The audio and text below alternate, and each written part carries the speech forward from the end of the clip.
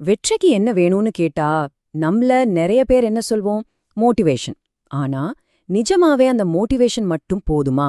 ஒருவேளை உண்மையான வெற்றியோட ரகசியம் மோட்டிவேஷன்ல இல்ல, டிசிப்ளின்ல, அதாவது ஒழுக்கத்துல தான் இருக்குன்னா நம்புவீங்களா? வாங்க இந்த முக்கியமான வித்தியாசத்தை பத்தி கொஞ்சம் ஆழமா பார்க்கலாம். எல்லாரும் நியூ இயர் ரெசல்யூஷன் எடுப்போம்ல, ஜிம்முக்கு போகணும், புதுசா ஏதாச்சும் கத்துக்கணும்னு செம்ம ஆர்வமா ஆரம்பிப்போம். ஆனா என்ன ஆகும்? கொஞ்ச நாள்லயே அந்த ஆர்வம்லாம் காத்துல பறந்து போயிடும் இல்லையா? ஏன் இப்படி நடக்குது? இது நம்ம எல்லாருக்கும் தெரிஞ்ச ஒரு கதை தான். ஏன் அந்த ஆரம்ப ஆர்வம் போகுதுன்னா அதுக்கு ஒரு காரணம் இருக்கு. இந்த மோட்டிவேஷன் அது ஒரு கானல் நீர் மாதிரி. தூரத்துல இருந்து பார்க்க ரொம்ப நல்லா இருக்கும், ஆனா கிட்ட போக போக ஒண்ணுமே இருக்காது. அதை நம்பி நம்ம பயணத்தை ஆரம்பிச்சா நடுவழியில நிக்க வேண்டியதுதான். மோட்டிவேஷனை ஒரு தீக்குச்சி மாதிரி யோசிச்சு பாருங்க. பத்த வைக்கும்போது பளீர்னு பிரகாசமா எரியும். ஆனா அடுத்த சில நொடியில என்ன ஆகும்? புஸ்ன்னு அணைஞ்சு போயிடும்.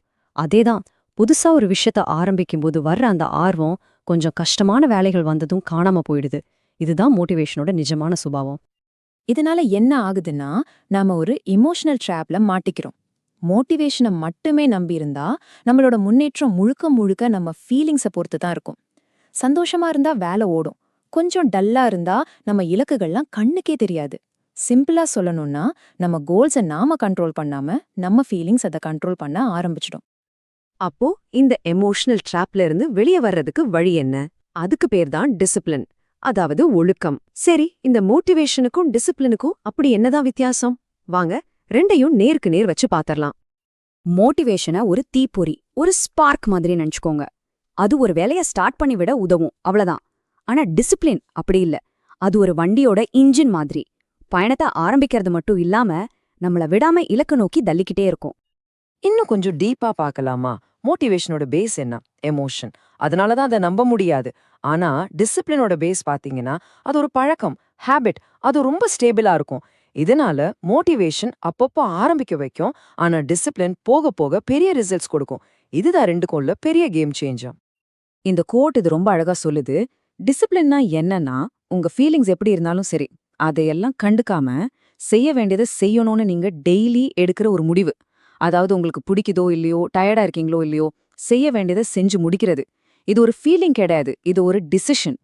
சரி, இந்த டிசிப்ளினை வெறும் பேச்சோட நிறுத்தாம நம்ம லைஃபோட ஒரு பார்ட்டா எப்படி மாத்துறது?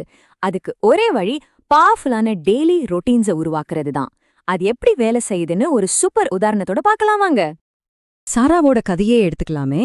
அவங்களுக்கு சொந்தமா பிசினஸ் பண்ணணும்னு ஒரு பெரிய கனவு. ஆரம்பத்துல பயங்கர மோட்டிவேஷன் இருந்துச்சு. ஆனா கொஞ்ச நாள்ல அது ஃபுல்லா காலி. அப்போதான் அவங்களுக்கு புரிஞ்சுது, மோட்டிவேஷனை மட்டும் நம்புனா வேலைக்காகாதுன்னு. உடனே அவங்க அப்ரோச்ச மாத்தி டிசிப்ளினை பில்ட் பண்ண ஆரம்பிச்சாங்க. சாரா தனக்குன்னு சில சிம்பிளான ஆனா ரொம்ப ஸ்ட்ரிக்டான ரூல்ஸ் போட்டுக்கிட்டாங்க. 1, டெய்லி காலையில 6 மணிக்கு எழுந்திருக்கணும். 2, முதல் 1 மணி நேரத்தை பிசினஸ் ஸ்கில்ஸ் கத்துக்கிறதுக்கு செலவு பண்ணணும். 3, ஒவ்வொரு நாளும் அவங்க பிசினஸ் பிளான்ல அட்லீஸ்ட் ஒரு பேஜ் எழுதணும். 4, அவங்களுக்கு எப்படி ஃபீல் ஆனாலும் சரி, இந்த கமிட்மெண்ட்டை மட்டும் பிரேக் பண்ணவே கூடாது. இதுதான் அவங்க வெற்றிக்கு பேஸ்மெண்டா மாறுச்சு. இதுக்கு பேர் தான் காம்பவுண்ட் எஃபெக்ட். சாராவோட அந்த சின்ன சின்ன டெய்லி ஆக்ஷன்ஸ் போக போக ஒரு பெரிய மாற்றத்தை உருவாக்குச்சு. இது எப்படின்னா, ஒரு பாறை மேல சொட்டு சொட்டா தண்ணி விழுந்து அந்த பாறையே உடைக்கிற மாதிரி. தொடர்ச்சியான ஒழுக்கமான முயற்சி நினைச்சு பார்க்க முடியாத ரிசல்ட்ஸ் தரும். இவ்ளோ கட்டுப்பாடு, ரூல்ஸ்னு பேசும்போது இது நம்ம சுதந்திரத்தை பறிக்கிற மாதிரி தோணலாம் இல்லையா? ஆனா இங்கதான் ஒரு ட்விஸ்ட் இருக்கு. உண்மையான சுதந்திரமே இந்த மாதிரி ஒரு ஸ்ட்ரக்சர்க்குள்ள இருந்து தான் வருது. அது எப்படின்னு பாப்போமா? டிசிப்ளின் ஏன் எப்பவுமே ஜெயிக்குதுன்னா, முதல்ல அது உங்க செயல்களை கணிக்கக்கூடியதா மாத்துது. நீங்க ஒரு விஷயத்த செய்வேன்னு முடிவு பண்ணா அதை செஞ்சு முடிப்பீங்க. 2வது, தோல்வி வரும்போது அது உங்களை ஸ்ட்ராங்கா நிக்க வைக்கும். 3வது, ரொம்ப முக்கியமானது, உங்க செயல்கள்லாம் ஆட்டோமேட்டிக் ஆகிடும். அதனால உங்க மைண்ட் ஃப்ரீ ஆகி புது சேலஞ்சஸ்ல கவனம் செலுத்த முடியும். இதுதானே உண்மையான ஃப்ரீடம். இந்த கோட் இது சூப்பரா சொல்லுது. முரண்பாடா தெரிஞ்சாலும் கடுமையான ஒழுக்கம்தான் பெரிய சுதந்திரத்துக்கு வழிவகுக்குது. நீங்க உங்க லைஃப கண்ட்ரோல்ல வச்சுக்கும்போது உங்களுக்கு நிஜமாவே பிடிச்ச விஷயங்களை செய்ய அதிக டைமும் எனர்ஜியும் கிடைக்கும். அப்போ இது வரைக்கும் நாம பார்த்ததை வச்சு வெற்றிக்கு உண்மையான சாவி எதுன்னு இப்போ உங்களுக்கு ஒரு ஐடியா கிடைச்சிருக்கும்னு நினைக்கிறேன். நீங்க கண்டிப்பா ஞாபகம் வச்சுக்க வேண்டிய ஒரு விஷயம் இதுதான். உங்க ஃபீலிங்ஸை நம்பாதீங்க. உங்களுக்காக ஒரு சிஸ்டம் உருவாக்குங்க, பழக்கங்களை உருவாக்குங்க. உங்க இலக்குகளை அடைய அது ஒண்ணுதான் வழி.